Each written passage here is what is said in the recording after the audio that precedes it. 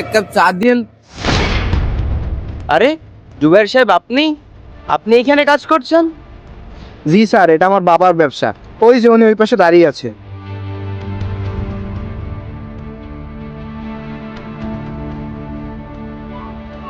Excuse me uncle, ওইটা কি আপনার ছেলে? কোনটা? ওই অকর্মা ডেকিটা? হ্যাঁ, ওইটা আমারই ছেলে। কেন, কি করেছে আবার?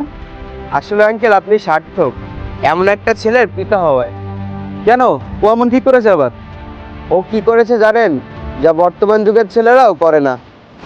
তোমাকে এত সুযোগ সুবিধা দিচ্ছি, এত ভালো স্যালারি দিচ্ছি, তাও তুমি কেন চাকরিটা করবে না? আমেরিকার মতো জায়গায় সেটেল হওয়ার সুযোগ পাচ্ছ তুমি, এমন সুযোগ কেউ হাতছাড়া করে নাকি?